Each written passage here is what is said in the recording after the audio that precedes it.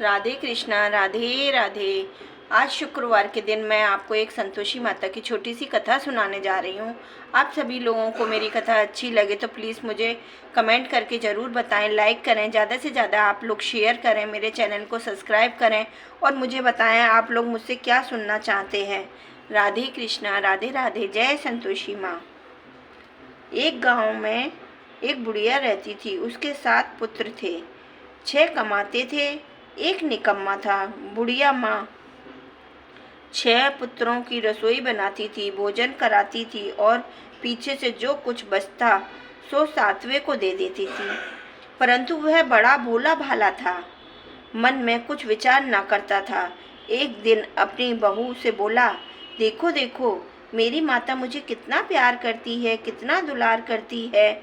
वह बोली, क्यों नहीं, सबका झूठा कूटा बचा हुआ आपको देती हैं और आप बोलते हो आपको प्यार करती हैं और आपको झूठा कूटा खिला देती हैं। वह बोला भाला था, ऐसा भी कहीं हो सकता है क्या? मेरी माता मेरे साथ ऐसा नहीं कर सकती। मैं जब तक आंखों से न देखूं नहीं मान सकता हूँ। बहू ने हंसकर कहा, तुम देख लोगे तब तो मानोगे। कुछ दिन बाद बड़ा त्योहार आया। घर में 7 प्रकार के भोजन और चूरमा के लड्डू बने। वह जांचने के लिए सर दर्द का बहाना कर पतला कपड़ा सिर पर ओढ़कर रसोई घर में सो गया और कपड़े में से सब देखता रहा। संतोषी माता की व्रत कथा के अनुसार 6 भाई भोजन करने आए। उसने देखा, माँ ने सबके लिए सुंदर सुंदर आसन बिछाए हैं, 7 प्रकार की रसोई परोसी है। वह आग्रह करके जिमाती है। वह देखता रहा। 6 भाई भोजन कर उठे।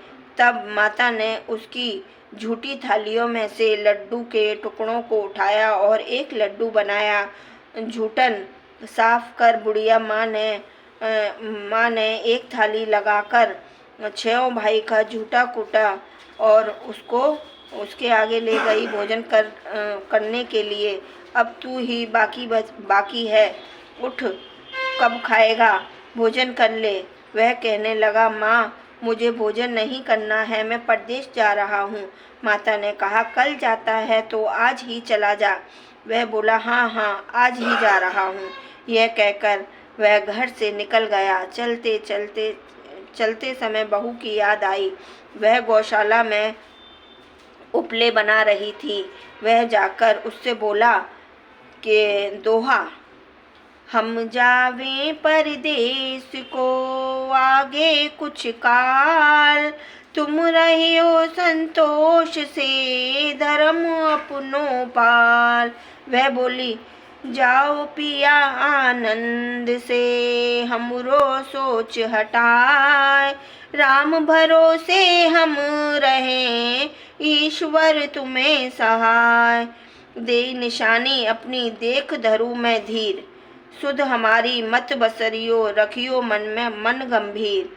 वह बोला, मेरे पास तो कुछ नहीं है, यह अंगूठी है, सो ले लो, अपनी कुछ निशानी मुझे दे दो। वह बोली, मेरे पास क्या है, यह गोबर भरा हाथ है। यह कहकर उसकी पीठ पर गोबर के हाथ से थाप मार दी। वह चल दिया। चलते चलते दूर देश में पहुंच गया। वहां पर एक साहूकार की दुकान थी। वहां जाकर कहने लगा, भाई मुझे नौकरी पर रख लो। साहूकार की जरूरत थी। बोला, हाँ ठीक है। लड़के से पूछा, वेतन क्या दोगे? साहूकार ने कहा, काम देखकर दाम मिलेंगे। साहूकार की नौकरी मिली। वह सवेरे 7 बजे से रात तक नौकरी बजाने लगा। कुछ दिन में दुकान का सारा लेन देन, हिसाब किताब, ग्राहकों को माल बेचने लगा, सारा काम करने लगा। साहूकार के 6-7 नौकर थे। वे सब चक्कर खाके गिरने लगे कि इसने तो सारा ही काम संभाल लिया और इसने पूरा काम संभाल लिया। अब कहीं ऐसा ना हो कि साहूकार हमें काम से निकाल दे। अब क्या करें, समझ नहीं आ रहा था। सारा काम करने लगा। साहूकार के 6-7 दिन में ही वह सारा काम संभाल कर और साहूकार भी उस पर विश्वास करने लगा।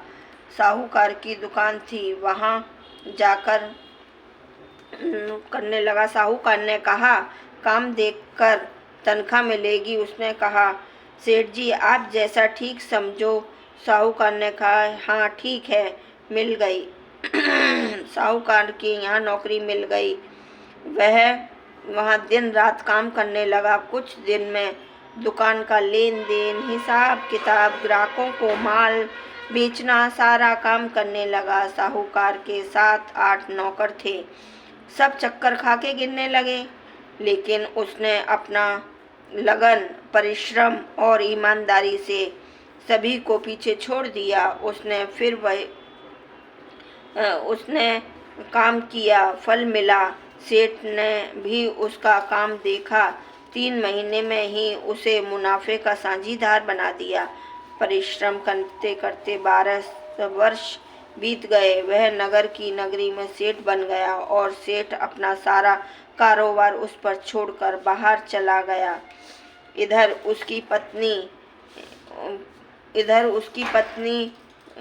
पर क्या बीती वह सुने आप। सास ससुर उसे दुख देने लगे। गृहस्थी का काम करवाकर उसे लकड़ी लेने जंगल भेजते। इस बीच घर की रोटियों के आटे से जो भूसी निकलती उसकी रोटी बनाकर रख दी जाती और फूटे नारियल के टुकड़े में उसको पानी दे दिया जाता। इस तरह से दिन बीतते रहे। एक दिन वह जब जंगल में लकड़ी लेने जा रही थी, तब उसे रास्ते में बहुत सारी स्त्रियां संतोषी माता का व्रत करते हुए दिखाई दी। यह वहाँ खड़ी होकर पूछने लगी, बहनों, यह तुम किस देवता का व्रत कर रही हो? मुझे भी बताओ, इससे क्या फल मिलता है? इस व्रत के करने की क्या विधि है? यदि तुम अपने इस व्रत का विधान मुझे समझाकर कहोगी तो मैं तुम्हारा बड़ा एहसान मानूंगी। उन्होंने कहा, आओ बैठो बहन, हम तुम्हें बताते हैं इस व्रत की विधि क्या है। उनमें से एक स्त्री बोली, सुनो, यह संतोषी माता का व्रत है। इसके करने से निर्धनता आती है, गरीबी दूर होती है, दुखों का नाश होता है, लक्ष्मी आती हैं, मन की चिंताएं दूर होती हैं, मन को खुशी मिलती है, शांति मिलती है, पुत्र की प्राप्ति होती है, प्रीतम बाहर गया हो तो वह शीघ्र लौट आता है, कुंवारी कन्याओं का विवाह होता है, मन पसंद वर मिलता है, जिसके मुकदमे चल रहे हों मुकदमा खत्म हो जाता है, घर की कलेश भी दूर होती है, शांति मिलती है, घर में धन धान्य से भर जाता है, धन जायदाद का लाभ होता है और भी मन में जो कुछ कामना हो सभी संतोषी माता की कृपा से पूरी हो जाती हैं। इसमें कोई संदेह नहीं है। पूछने लगी, यह व्रत कैसे किया जाता है, यह भी बताओ तो बड़ी कृपा होगी। वह स्त्री कहने लगी, बहन परेशान मत हो, श्रद्धा से जितना भी बने प्रसाद लेना, 5.25 पैसे से 5.25 आने तक, इससे भी ज़्यादा शक्ति हो गुड़ और चना लेना। हर शुक्रवार को निराहार रहकर कथा कहना सुनना। इसके ओम बीच कम नहीं टूटे, कोई भी क्रम नहीं टूटे। लगातार नियम का पालन करना। सुनने वाला कोई न मिले तो घी का दीपक जलाकर उसके आगे जल के पात्र को रखकर कथा कहना, परंतु नियम न टूटे। जब तक कार्य सिद्ध न हो नियम पालन करना। कार्य सिद्ध हो जाने पर व्रत का उद्यापन करना। 3 माह में माता पूरा फल प्रदान करती हैं। यदि किसी के ग्रह खोटे हैं भी तो माता 1 वर्ष में अवश्य उनको अनुकूल करती हैं। कार्य सिद्ध होने पर ही उद्यापन करना चाहिए, बीच में नहीं। उद्यापन में 2.5 सेर आटे का खाजा और इसी अनुसार खीर तथा चने का साग बनाना। 8 बच्चों को भोजन कराना। जहाँ तक मिले देवर जेठ भाई बंधु कुटुंब के लड़के लेना, ना मिले तो रिश्तेदार और पड़ोसियों के लड़के बुलाना, उन्हें भोजन कराना, यथाशक्ति दक्षिणा देना। माता का नियम पूरा करना। ध्यान रखना उस दिन घर में कोई खटाई ना खाए। यह सुनकर वह वहाँ से चल दी। रास्ते में लकड़ी का बोझ को बेच दिया और उन पैसों से गुड़ चना माता के व्रत की तैयारी कर आगे चल दी। रास्ते में संतोषी माता के मंदिर में जा माता के चरणों में लौटने लगी, विनती करने लगी, माँ मैं दीन हूँ, निपट हूँ, मूर्ख हूँ, व्रत के नियम कुछ नहीं जानती हूँ, मैं बहुत दुखी हूँ। हे माता मेरा दुख दूर करो, मैं तेरी शरण में हूँ। माता को दया आई। एक शुक्रवार बीता कि दूसरे शुक्रवार को ही उसके पति का पत्र आया और तीसरे शुक्रवार को उसका भेजा हुआ पैसा आ पहुंचा। यह देखकर जेठानी मुंह सिकोड़ने लगी। इतने दिनों बाद इतना पैसा आया, इसमें क्या बड़ाई है। लड़के ताने देने लगे। बाकी के पैसे अब पत्र आने लगे, रुपया आने लगा। अब तो काकी की खातिर बढ़ जाएगी। अब तो सब काकी को ही पूछेंगे। अब तो काकी के पास खूब पैसा ही पैसा आ रहा है। अब तो काकी बुलाने से भी नहीं बोलेगी।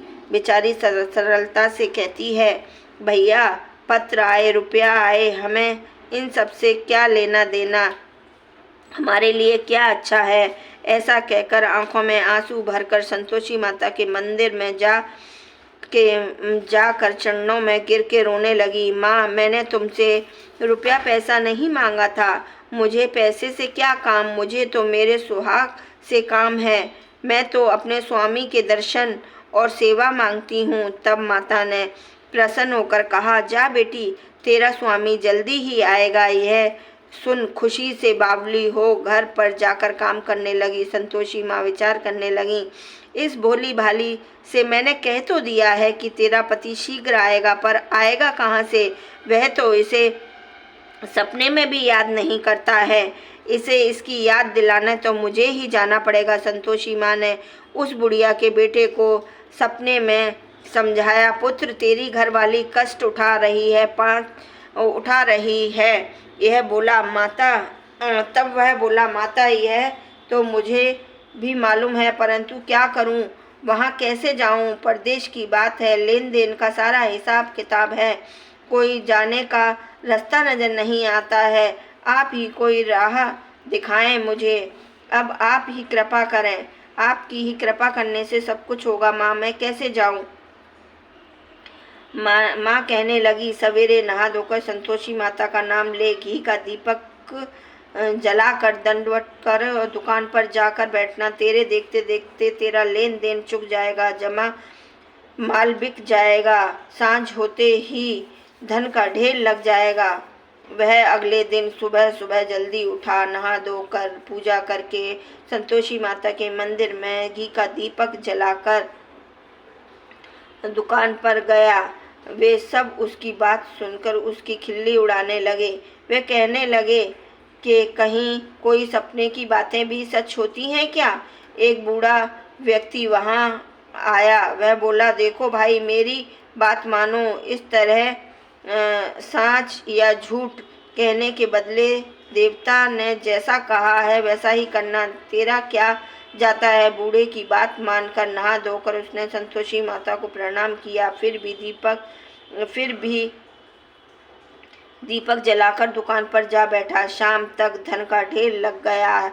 वह हैरान हुआ, मन में संतोषी माता का नाम लेकर प्रसन्न हो घर के वास्ते गहना कपड़ा सामान खरीदने लगा। सब काम से निपट कर अपने घर को रवाना हुआ। उधर उसको पत्नी जंगल में लकड़ी लेने गई। लौटते वक्त थक जाने के कारण संतोषी माता के मंदिर में विश्राम करने के लिए बैठ गई। यह तो उसका रोज का स्थान था। धूल उड़ती देख उसने माता से पूछा, हे माता ये धूल कैसी उड़ रही है। माता ने कहा, हे पुत्री तेरा पति आ रहा है। अब तू ऐसा कर, लकड़ियों के 3 बोझ बना, एक नदी के किनारे रख, दूसरा मेरे मंदिर पर और तीसरा अपने सिर पर रख। तेरे पति को लकड़ी का गट्ठा देखकर मोह पैदा होगा। यह वहाँ रुकेगा, नाश्ता पानी बनाकर खाकर माँ से मिलने जाएगा। तू लकड़ी का बोझा डालकर जाना और बीच चौक में डालकर 3 आवाज जोर से लगाना। लो सासू माँ, लकड़ियों का गट्ठा लो, भूसी की रोटी दो, नारियल के टुकड़े में पानी दो। आज कौन मेहमान आया है? संतोषी माँ की बात सुनकर वह बहुत अच्छा माँ कहकर प्रसन्न मन से लकड़ियों के 3 बोझ बना लाई। एक नदी के तट पर, दूसरा माता के मंदिर पर रखा। इतने में ही मुसाफिर वहां आ पहुंचा। सूखी लकड़ी देखकर उसको इच्छा हुई कि अब यह विश्राम कर ले और भोजन बनाकर खा पीकर गांव चले। इस प्रकार भोजन को विश्राम कर वह अपने गांव में आ गया। उसी समय बहू सिर पर लकड़ी का गट्ठा लिए आई। उसने गड्ढे को आंगन में डालकर जोर से 3 आवाज लगा दी और सासू जी, लकड़ी का गट्ठा लो, भूसी की रोटी दो, नारियल के खोपरे में पानी दो। आज कौन मेहमान आया है? यह सुनकर सासू ने अपने दिए हुए कष्टों को भुलाने के लिए कहा, बहू तू ऐसा क्यों कहती है? तेरा मालिक ही तो आया है। बैठ, मीठा भात खाकर कपड़े गहने पहन। पत्नी की आवाज सुनकर उसका स्वामी बाहर आया और उसके हाथों में पहनी अंगूठी देख व्याकुल हो गया। उसने माँ से पूछा, माँ यह कौन है? माँ बोली, बेटे तेरी पत्नी है। आज 12 वर्ष हो गए हैं जब से तू गया है। तब से सारे गांव में जानवर की तरह भटकती फिरती रहती है। काम काज कुछ करती नहीं है। 4 समय आकर खा जाती है। अब देखकर भूसी की रोटी और नारियल के खोपरे में पानी मांगती है। वह बोला, माँ इसे भी देखा है और तुम्हें भी देखा है। मुझे दूसरे घर की चाबी दे दो, मैं उसमें रहूँगा। ठीक है बेटा, जैसी तेरी मर्जी, कहकर माँ ने चाबी का गुच्छा बेटे के सामने रख दिया। उसने घर को खोलकर सारा सामान जमाया। एक ही दिन में वहाँ राजा के महल जैसा ठाट बाट बन गया। अब क्या था, वहाँ सुख भोगने लगी। अगला शुक्रवार उसने पति से कहा, मुझे संतोषी माता का उद्यापन करना है। पति बोला, बहुत अच्छा है, खुशी से कर लो।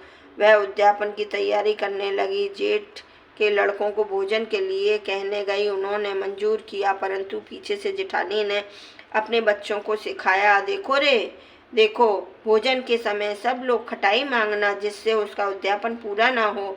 लड़के भोजन करने गए। खीर पेट भर खाई, परंतु बात याद आते ही कहने लगे, हमें तो खटाई खाने को दो, खीर खाना हमें भाता नहीं है, देखकर अरुचि होती है। लड़के उठकर खड़े हुए, बोले, पैसे लाओ। भोली बहू कुछ जानती ना थी, उसने उन्हें पैसे दे दिए। लड़कों ने बाजार जाकर उन पैसों से इमली खरीदी और खाकर बहू पर माता रानी का प्रकोप हुआ। राजा के दूत उसके पति को पकड़ के ले गए। अब सब मालूम हो जाएगा जब जेल की रोटी खाएगा। बहू ने यह सब सहन नहीं हुआ। वह संतोषी माता के मंदिर में गई और कहने लगी, माता रानी तुमने यह क्या किया? हंसा कर क्यों रुलाने लगी हो? माता रानी बोली, पुत्री तूने मेरा व्रत भंग किया है, इतनी जल्दी सब बातें भुला दी। वह बोली, माता मैं नहीं भूली हूँ, मुझे सब याद है, ना कुछ अपराध किया है। मुझे तो लड़कों ने भूल में डाल दिया, मुझे क्षमा करो माँ। माँ बोली, ऐसे भूल ही कहीं होती है, यह तो अब कोई भूल नहीं होगी। अब बताओ मेरे पति कैसे आएंगे? माँ बोली, पुत्री जा, तेरे पति रास्ते में ही आता मिलेगा। वह मंदिर से निकलकर बाहर आई तो रास्ते में उसका पति आता हुआ मिला। उसने कहा, कहाँ गए थे? वह बोला, इतना धन जो कमाया है उसका राजा ने मांगा था, वह भरने गया था। वह प्रसन्न होकर बोली, भला हुआ, अब घर चलो। फिर अगला शुक्रवार आया। वह बोली, मुझे माता का उद्यापन करना है। पति ने कहा, ठीक है करो। वह फिर जेठ के लड़कों को भोजन के लिए कहने गई। जेठानी ने लड़कों को सिखा दिया, तुम पहले की तरह खटाई मांगना। लड़के भोजन करने के लिए बैठे और भोजन करने से पहले ही कहने लगे, हमें खीर पूड़ी नहीं भाती, जी बिगड़ता है, खटाई खाने को दो। वह बोली, खटाई खाने को नहीं मिलेगी, खाना हो तो खाओ। उनके उठकर चले जाने पर ब्राह्मणों के लड़कों को बुलाकर भोजन कराया, दक्षिणा दी, जगह पर उन्हें एक एक फल दिया। इससे संतोषी माता प्रसन्न हो गईं। संतोषी माता की कृपा से 9 माह बाद उसको चंद्रमा के समान एक पुत्र प्राप्त हुआ। पुत्र को लेकर वह प्रतिदिन संतोषी माता के व्रत मंदिर में जाने लगी। माँ ने सोचा कि यह रोज आती है, आज क्यों न मैं इसके घर चलूं, इसका आसरा देखूं तो सही। यह विचार कर माता ने भयानक रूप बनाया। गुड़ और चने से सना मुख, ऊपर से मुंह के समान होठ और उस पर मक्खियां भिनभिना रही थीं। दहलीज में जाकर पैर रखते ही उसकी सास चिल्लाई, देखो रे देखो, कोई चुड़ैल डाकन सी आ रही है, लड़कों इसे भगाओ नहीं तो सबको खा जाएगी। बहू रोशनदान से देख रही थी, वह प्रसन्न हो उठी। आज मेरी माता मेरे घर आई हैं, यह कहकर दूध पीते बच्चों को गोद से उतार दिया। और इस पर उसको सास क्रोध में भरकर बोली, अरे रानी, इसे देखकर कैसी उतावली हुई है जो बच्चे को पटक दिया है। इसमें माँ के प्रताप से जहाँ देखो वहाँ उसके लड़के ही लड़के नजर आने लगे। यह बोली, माँ जी, मैं जिसका व्रत करती हूँ यह संतोषी माता है। इतना कहकर उसने झट से घर के सारे किवाड़ खोल दिए। सबने माता के चरण पकड़ लिए और विनती कर कहने लगे, हे माता, हम मूर्ख हैं, अज्ञानी हैं, तुम्हारे व्रत की विधि हम नहीं जानते। तुम्हारा व्रत भंग कर हमें बड़ा अपराध किया है। हे माता, आप हमारे अपराधों को क्षमा करो। हमें इस प्रकार बार बार कहने पर संतोषी माता प्रसन्न हुई। इसके बाद उसकी सास कहने लगी, हे संतोषी माता, आपने बहू को जैसा फल दिया है वैसा सबको देना। जैसे संतोषी माता उस पर प्रसन्न हुई हैं, ऐसे सभी पर प्रसन्न होना। जो यह कथा सुने, पढ़े या पढ़कर सुनाए, जो भी सच्चे दिल से सुनता है, पढ़ता है या पढ़कर सुनाता है, उसके सभी मनोरथ पूर्ण होते हैं, सभी कार्य सिद्ध होते हैं। हे माता रानी, जैसे उस पर प्रसन्न हुई हैं ऐसे ही आप सब पर प्रसन्न होना। बोलो संतोषी माता की जय।